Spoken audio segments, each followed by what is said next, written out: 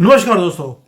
हमने हर रोज भारत के अंदर इंसाफ बिकते हुए देखा है। वो हाई कोर्ट हो, लोअर कोर्ट हो या सुप्रीम कोर्ट हो, सबने बाहर रेट लगा कर रखा है कि हमारा आज का रेट ये है।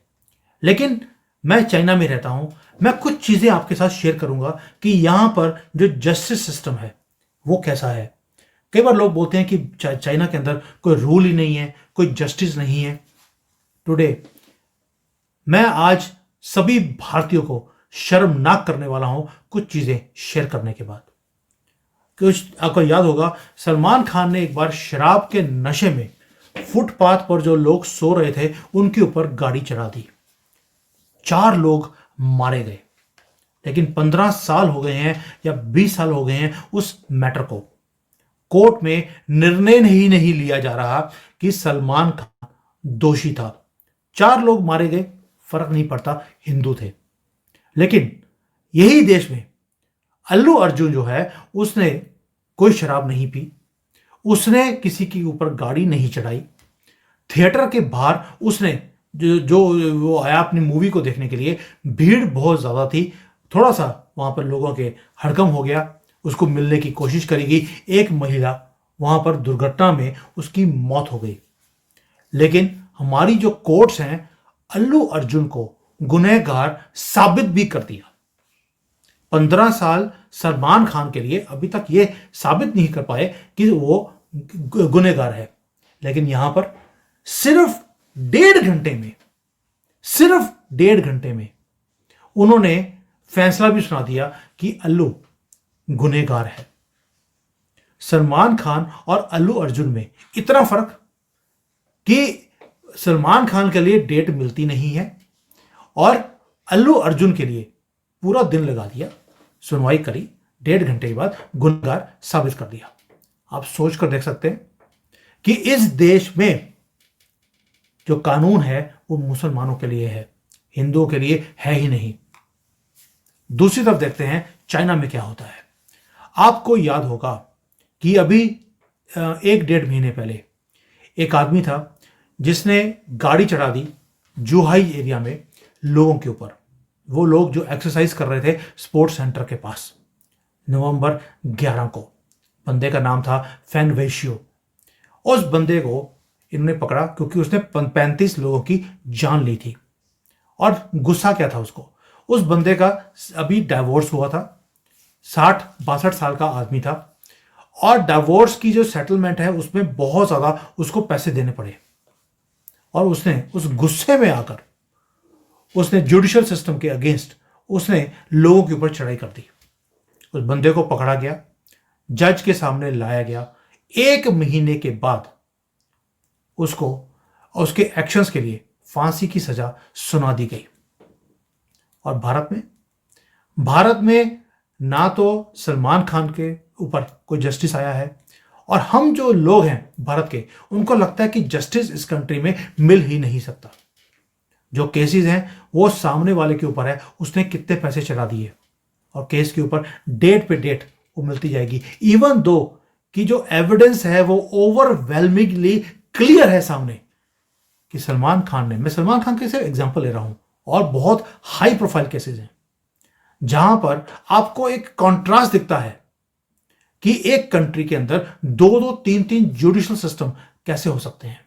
इसीलिए हमारे कंट्री का जो जुडिशियल सिस्टम है वो इनइफेक्टिव है। एक और चीज बताता हूं मैं आपको चाइना से। चाइना के अंदर एफिशिएंसी क्यों है, मैंने आपको फान वेशियो का मैंने बता दिया आपको। ये आइसोलेटेड केस नहीं है। एक और आदमी था नवंबर 19 को, उसने भी गाड़ी बच्चों के ऊपर चढ़ा दी, कई लोग मारे गए। 3 हफ्ते में उस बंदे को भी डेथ सेंटेंस सुना दिया गया है।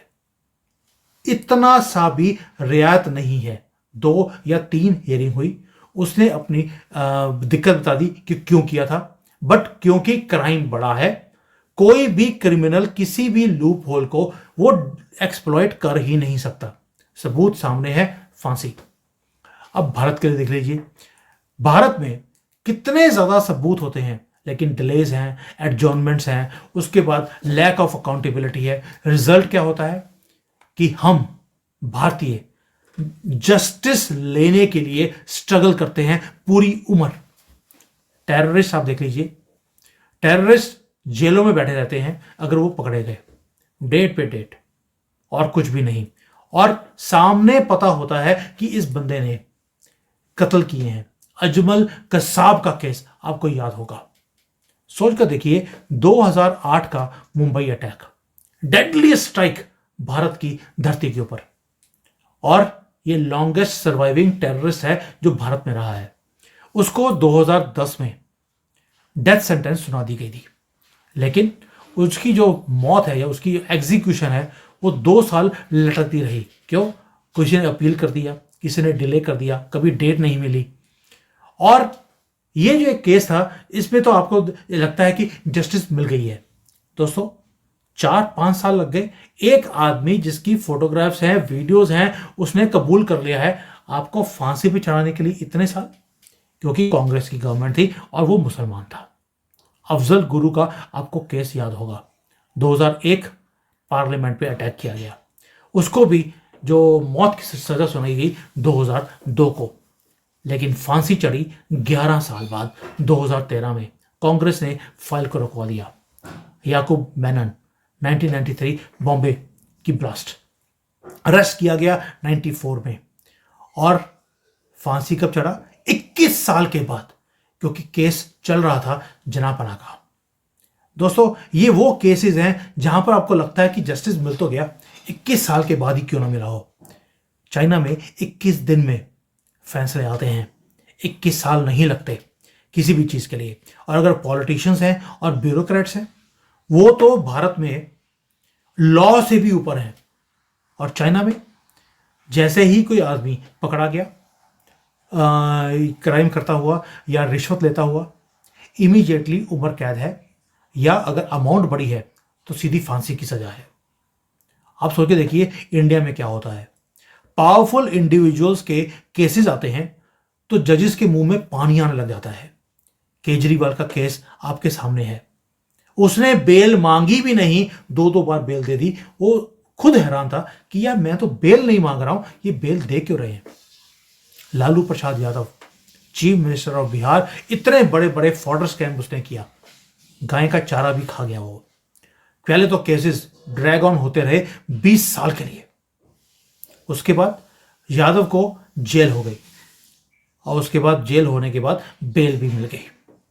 और जब वो जेल में था उसे सारी प्रिविलेजेस दी जा रही थी। लड़की थी वहां पे साथ में बैठाई हुई उसकी मसाज करने के लिए, जेल के अंदर। ये जेल है या रिजॉर्ट है स्पा का? जयललिता का केस भी आपके सामने है। डिसअप्रोप्रिएशन ऑफ एसेट्स उसने किया, 18 साल लग गए कोर्ट्स को कन्विक्ट करने के लिए उसे, जबकि स्ट्रेट फॉरवर्ड उसके सामने केस था, उसने पैसे खाए थे। 2G स्कैम, 2G स्कैम में लोग बोलते हैं कि 1,80,000 करोड़ का स्कैम था। कांग्रेस के टॉप ब्रास और ए राजा उसके अंदर इन्वॉल्व थे, लेकिन जो ब्यूरोक्रेट्स हैं उन्होंने क्या किया? एक ही काम किया कि मिस्टीरियसली जो मेन डॉक्यूमेंट्स थे एविडेंस के, वो कोर्ट से डिसअपेयर हो गए, और लैक ऑफ एविडेंस के कारण सब कुछ छोड़ दिया गया। ये तो पॉलिटिशियंस का हाल है भारत के अंदर। और अब आते हैं जो बिजनेस टाइकून्स हैं, financial fraudsters.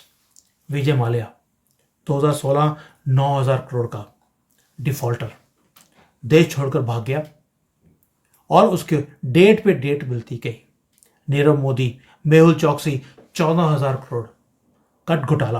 Punjab national bank में इतना बड़ा घोटाला था कि बैंक बंद होने की कगार पर आ गया, लेकिन इन लोगों को भी फ्री पास दिया गया देश से बाहर जाने के लिए, और ऐश की जिंदगी जी रहे हैं 14,000 करोड़ खाने के बाद। और इंडियन कोर्ट्स हैं वो उन्हें वापस बुलाने की कोशिश भी नहीं कर रही। वो मोदी जी लगे हैं कि किसी तरीके से इनको वापस लेकर आना है। अब आप बात करते हैं आपकी और मेरी, कॉमन मैन। ये हाई प्रोफाइल केसेस के लिए डेट भी मिल जाती है, हर रोज हियरिंग भी हो जाती है, और इनके लिए जो जजमेंट है वो पहले दिन रिजर्व भी हो जाता है, और इन्हीं तो हेडलाइंस भी इनके ऊपर बनती हैं। लेकिन हम कॉमन इंडियन सिटीजन, हम सारी उम्र सर्च करते रहते हैं जस्टिस के लिए कि अगर इनको जस्टिस मिल रही है तो शायद हमें भी मिल जाएगी। सिविल केसेस हो, क्रिमिनल केसेस हो, भारत के अंदर 10, 20, 30 साल लग जाते हैं, रिजॉल्व ही नहीं होते। मेरे दिमाग में अभी आया कि एक जो कनॉट प्लेस है दिल्ली में, वो लोगों ने अपनी दुकानें थी वो किराए पे दे दी। आपको जानकर हैरानी होगी, उसका किराया 200, 300, 500 रुपये है आज भी। 50 साल पहले भी वो 500 रुपये था, आज भी 500 रुपये है। सोच सकते हैं, कनॉट प्लेस पे दुकान है और जिसने जो किराए पे लिया है वो अब बोलता है मैं तो मकान मालिक हूं, तू कर ले जो करना है। और जो कोर्ट्स हैं वो उसी दुकानदार के साथ खड़ी हैं, क्योंकि जो सामने जिसकी दुकान है वो कोई बूढ़ा लाचार कोई आदमी है, कोई विडोअर है, वो लड़ नहीं सकती, इसलिए पैसे मुंह में आ गए, चुप करके बैठ गए। और इसीलिए जो लैंड के डिस्प्यूट्स हैं वो जनरेशंस लग जाती हैं, कोई रेजोल्यूशन आता ही नहीं है। क्रिमिनल जो है केसेस होते हैं, ट्रायल्स पे आते हैं, बड़े से बड़ा क्राइम किया होगा, रेप किया है, सामने सबूत है, बट वेट करते रहिए। और आपको मालूम है 2012 में इनफेमस दिल्ली का जो गैंग रेप केस था, क्या हुआ उसमें? फिर भी जो है थोड़ा सा जल्दी से आपको मिल गया था एक सॉल्यूशन, क्योंकि नेशन वाइड प्रोटेस्ट हो रहे थे, सिस्टम को काम करना पड़ा। लेकिन अदरवाइज इस कंट्री में सिस्टम काम करता ही नहीं है। और रीजंस एक ही है जो कोर्ट वाले बोलते हैं कि जी 4 करोड़ केस पेंडिंग पड़े हैं। भाई 4 करोड़ केसेस अगर पेंडिंग पड़े हैं तो उसका रीजन क्या है? रीजन है आप डिसीजन देना ही नहीं चाहते। अगर आप केजरीवाल के केस में हर रोज हियरिंग कर पूरा दिन बहस करने के बाद आप जजमेंट पहले दिन रिजर्व कर सकते हैं, बाकी केसेस में क्यों नहीं? और साथ में ये बोल देते हैं कि जजेस की शॉर्टेज है। जजेस की शॉर्टेज इसलिए है क्योंकि आपका जो दल्ले हैं, दल्लों को आगे नीचे दल्ले ही चाहिए। जब तक कोई दल्ला पैदा नहीं होगा तब तक नया जज क्रिएट नहीं किया जाएगा। इसीलिए जो करप्शन है वो चरम सीमा पर है, और जब तक अपनी क्लैन का आदमी नहीं आएगा तब तक जो आकर सारे सिस्टम को मैनिपुलेट ना कर ले, तब तक ये नया जज लेकर नहीं आते। और जो पावरफुल इंडिविजुअल्स हैं उन्हें भी मालूम है कि ये सारे करप्ट हैं, वो भी पूरे मैनिपुलेट करते हैं सिस्टम को अपने एडवांटेज के लिए। इसीलिए जो केसेस हैं या तो बहुत जल्दी खत्म हो जाएंगे या डिले होते जाएंगे। और ये जो इनएफिशिएंसीज हैं वो सारी की सारी हमारे जुडिशियल सिस्टम के अंदर है, चाइना के अंदर बिल्कुल भी नहीं है। चाइना ने तो अब रॉबोट बैठा दिया। मैंने वीडियो बनाया था इसके ऊपर कि चाइना में कोर्ट के अंदर रॉबोट कैसे बैठे हैं। रॉबोट बैठा है, आप अपने घर में ही बैठकर आप ऑनलाइन जाते हैं, रॉबोट से बात करते हैं, अपने सारे प्रूफ्स आप भेज दीजिए। आपकी जो वी चैट है या व्हाट्सएप की जो चैट्स हैं, कोई आपकी कम्युनिकेशन हुई है, कोई ऑडियो फाइल है, सारा कुछ आप जज को दे दीजिए। जो सामने वाला है वो भी अपना सारा कुछ प्रूफ्स जज के सामने रख देगा। 2 सेकंड में वो सारा कुछ पढ़ने के बाद जजमेंट दे देता है अकॉर्डिंग टू द रूल। कोई ट्विस्टिंग नहीं, कोई कुछ नहीं, क्योंकि अब जो जज है उसको पैसे खिला ही नहीं सकते। अगर यही चीज भारत में हो जाए तो जो ट्रांसपेरेंसी बोलते हैं कि लैक ऑफ ट्रांसपेरेंसी है भारत के अंदर, वो खत्म हो जाएगी। स्पीडी ट्रायल्स शुरू हो जाएंगे और जो डिले वाला सिस्टम है वो होगा ही नहीं। और आज की डेट में ना तो कोई अकाउंटेबिलिटी है हमारी जजेस की, ना प्रोसिक्यूटर्स की, ना हमारे वकीलों की। डिले पे delay miss handling of cases हैं, फाइलें गायब कर दी जाती हैं कोर्ट में से ही। अगर इस तरह से काम करना है, हम कहते हैं कि चाइना का मुकाबला करना है, कैसे करेंगे? जब जस्टिस नहीं मिलेगा आपको अपने ही देश में तो उग्रवादी ही पैदा होंगे। और यही रीजन है चाइना में उग्रवादी पैदा होने से पहले ही खत्म कर दिए जाते हैं, फांसी पे चढ़ा दिया जाता है। दोस्तों, अगर हमें भारत के अंदर कुछ चेंजेस लेकर आनी है, कुछ चीजें तो चेंज करनी पड़ेंगी मोदी जी को। ये चुप रहकर आप पुरुषोत्तम राम बनकर इस देश को आगे नहीं लेके जा सकते। आपको फास्ट ट्रैक कोर्ट्स जहां पर एक रॉबोट बैठा हो आपको बैठाने पड़ेंगे। आपको जुडिशियल अपॉइंटमेंट्स करनी है तो it has to be not कि सिर्फ लिबरांडों की ही बनाए हुए जो जजेस हैं वही बैठे। आपको राइट विंग मिडल जो पाथ वाले लोग हैं उनको लेकर आना पड़ेगा। टेक्नोलॉजी की इंटीग्रेशन आपको करनी पड़ेगी, पूरी कोर्ट्स को डिजिटलाइज करना पड़ेगा। और अकाउंटेबिलिटी जजेस की ये तो बनानी पड़ेगी। ये नहीं हो सकता कि रात को, वो भी शनिवार के दिन रात को 12 बजे आपने कोर्ट खोला और सुबह एतवार के सुबह सुबह 4 बजे आपने बंदे को बरी भी कर दिया, फांसी की सजा जिसको मिलने वाली थी। और ये ना ही हमारे लॉयर्स, ना ही हमारे पुलिस वाले लोग, कोई भी अकाउंटेबल है ही नहीं, जिसके कारण ये सारा कुछ डिले होता है। यही कॉन्ट्रास्ट है चाइना का भारत के साथ।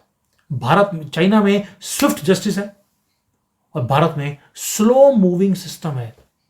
और ये एक वेकअप कॉल है आज की वीडियो, कि अगर भारत में जुडिशल सिस्टम को चेंज नहीं किया गया तो यहां पर कुछ भी ठीक नहीं हो सकता। ना करप्शन ठीक हो सकती है, ना ही पूरा गला सड़ा जो सिस्टम है भारत का, ना ही वो चेंज हो सकता है।